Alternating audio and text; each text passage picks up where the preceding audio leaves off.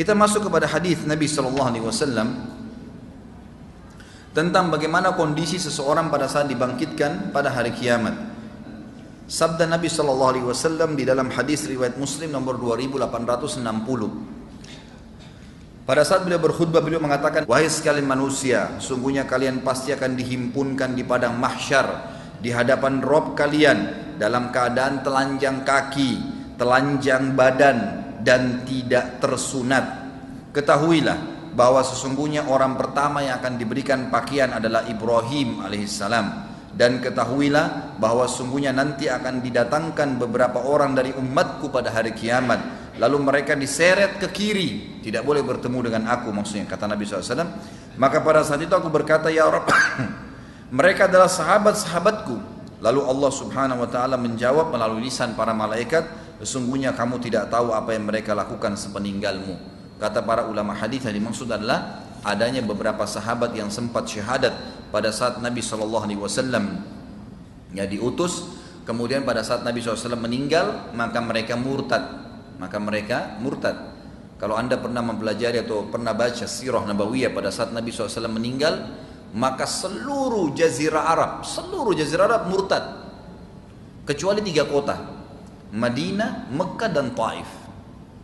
3 kota ini subhanallah yang tetap dalam Islam. Yang lainnya semua umumnya murtad, tinggalin agama, padahal tadinya sudah beriman, gitu kan. Lalu kemudian Abu Bakar radhiyallahu anhu mengutus pasukan yang memerangi mereka sampai akhirnya banyak yang kembali ke Islam dan banyak juga yang terbunuh dalam kekafiran. Yang paling terkenal 2 kisah, Musailamah Al-Kadzab yang mengaku sebagai nabi juga, dan ada Al-Aswadul Unsi. 2 ini pemimpin suku, di bawah mereka ada 100.000 orang dan semuanya mengakui keduanya sebagai nabi, murtad dari agama Islam.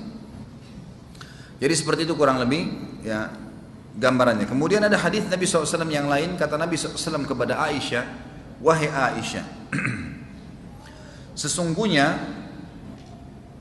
kita akan dibangkitkan pada hari kiamat dalam kondisi telanjang kaki, telanjang badan, dan tidak tersunat." Lalu kata Aisyah, "Ya Rasulullah, kalau begitu setiap orang akan lihat satu sama yang lain. Laki-laki dan perempuan telanjang gak pakai pakaian, pasti mereka saling lihat." Kata Nabi SAW, "Wahai Aisyah, pada saat itu bukan seperti yang kau bayangkan. Gak ada lagi orang mau lihat auratnya orang lain, karena setiap orang hanya sibuk apakah dia akan ke surga atau ke neraka." Saya kasih contoh memahami hadis ini. Kalau terjadi kebakaran, ada orang lari telanjang, Bapak Ibu masih sibuk melihat auratnya?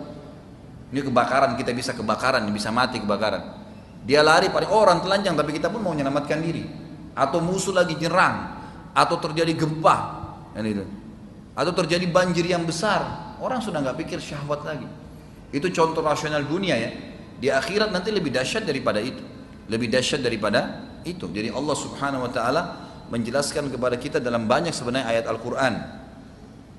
Di antaranya tentang kejadian mahsyar itu ada disebutkan dalam surah Al-Hajj, surah nomor 22 ya. Allah Subhanahu Wa Taala berfirman dalam surah Hajj ayat 1 pertama saya bacain, "Hai manusia, takutlah kalian, tunduklah kalian kepada Tuhan kalian Allah yang tidak ada Tuhan selain Dia. Sesungguhnya goncangan hari kiamat itu kejadiannya sangat besar untuk kalian. Kalian tidak mampu menampung itu." Allah sudah ingatkan, ayat pertama surah Hajj. Ayat kedua Allah ceritakan lebih jauh. "Ingatlah pada hari ketika kamu melihat kegoncangan itu. Semua wanita yang menyusui secara otomatis akan melempar anak yang disusuinya. Dan kalau ada wanita yang sedang mengandung, maka segera dia melahirkan atau akan gugur kandungannya. Serta kamu akan lihat manusia seperti orang mabuk semuanya, padahal mereka tidak mabuk, tetapi azabnya Allah sangat keras." Lebih jauh lagi, hadis yang lain adalah hadis yang diriwayatkan oleh Ibnu Majah nomor 4308. Kata Nabi SAW, "Akulah pemimpin anak Adam pada hari kiamat dan tidak ada kesombongan dalam itu." Betul-betul memang Allah kasih kepada aku, kata Nabi SAW. "Dan akulah termasuk orang yang paling pertama dibangkitkan dari bumi dan tidak ada kesombongan di situ. dan akulah orang yang pertama akan memberikan syafaat pertolongan, dan orang yang pertama syafaatnya dikabulkan.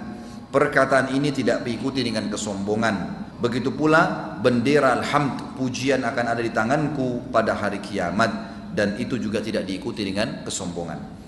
Hadis ini menjelaskan kepada kita tentang orang yang paling pertama dibangkitkan hari kiamat adalah Nabi Muhammad SAW. Dibelahkan bumi itu.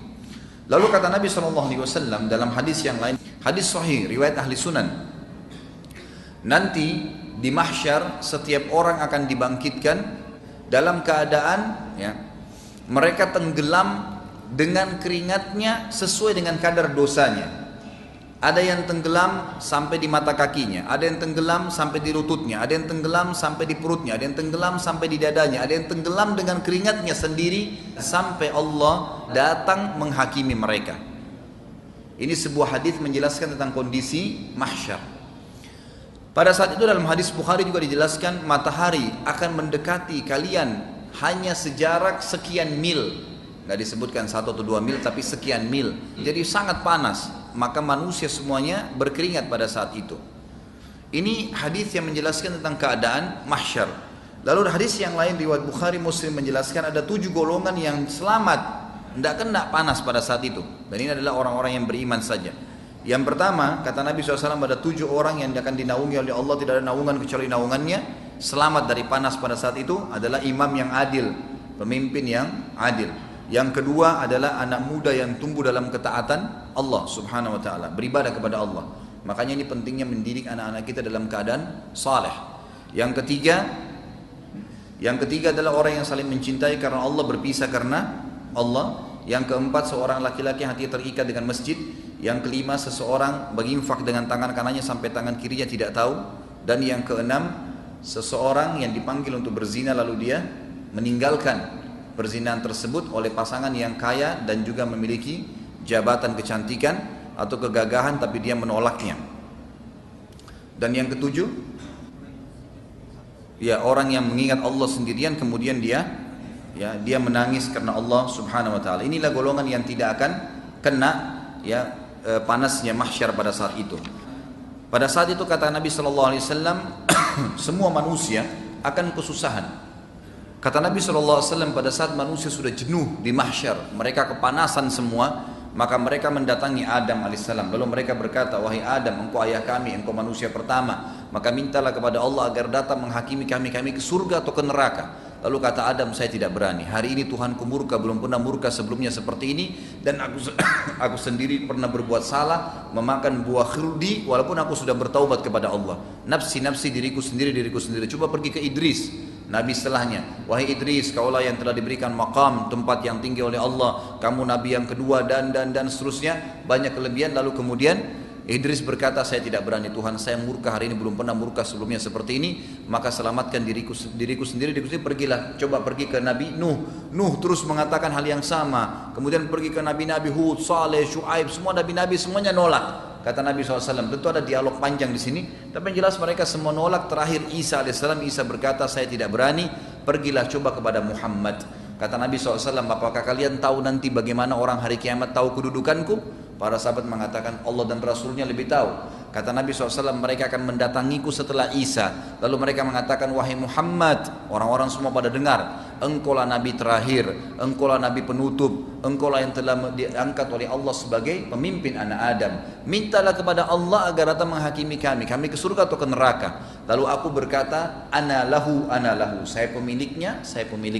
Lalu Nabi kita Muhammad SAW mengatakan, saya datang ke bawah arsy-Nya Allah, kemudian saya sujud, kemudian saya dibukakan oleh Allah puji-pujian untuk Allah yang tidak pernah dibukakan untuk orang sebelum aku dan juga sesudahku. Lalu terdengar suara dari langit, kata Nabi SAW, Allahu alam berapa lama saya sujud, lalu terdengar suara dari langit, dari arsy-Nya Allah. Allah berfirman kepada Nabi SAW mengatakan, wah Muhammad, angkat kepalamu, berikan syafaat, maka kau akan diberikan syafaat. Maka pada saat itu Allah subhanahu wa ta'ala pun memberikan izin Nabi SAW, maka beliau memberikan 2 syafaat pertolongan. Pertolongan pertama adalah semua manusia dihisab pada saat itu ke surga atau ke neraka, dan yang kedua adalah beliau memberikan syafaat pertolongan untuk umatnya sallallahu alaihi wasallam agar bisa diselamatkan dari api neraka.